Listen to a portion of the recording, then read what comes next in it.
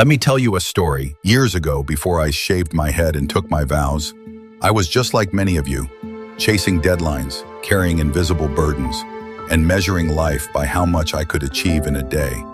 I believed happiness was something I had to earn through effort, status, or success. One rainy evening, I was stranded in a city I didn't know. I had no umbrella, my phone was dead, and every hotel I walked into was either full or far too expensive. I was soaked, frustrated, and angry at myself for not planning better. And then, a stranger approached. He didn't say much, just smiled, handed me a simple umbrella, and said, "You look like you need this more than I do." I tried to refuse, but he insisted. And then he disappeared into the rain without waiting for a thank you. It was such a small gesture, an umbrella, but that moment cracked something open inside me. That night, I stayed dry, but more than that, I stayed seen. Someone had noticed my struggle, even for just a moment.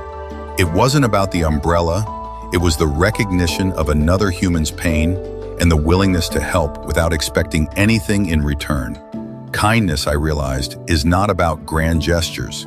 It's about presence. You see, we often underestimate the ripple effect of our actions. We think, what can one small act really do? But the truth is, kindness plants seeds, quietly, silently, and those seeds grow in ways we may never witness. The man who gave me that umbrella may never know he changed the course of my life. But he did. That act became the moment I began to question the way I was living. It nudged me towards something deeper, something still. A life led not by urgency, but by intention. In the monastery, we practice what we call metta-loving kindness, not as an idea, but as a daily habit. It can be a smile to a stranger, a patient ear for someone in pain, or a meal shared with someone who has less. These moments are simple, but in their simplicity lies their power. The world doesn't need more noise, it needs more stillness. It doesn't need more judgment, it needs understanding. And that begins with kindness, not just to others, but to ourselves.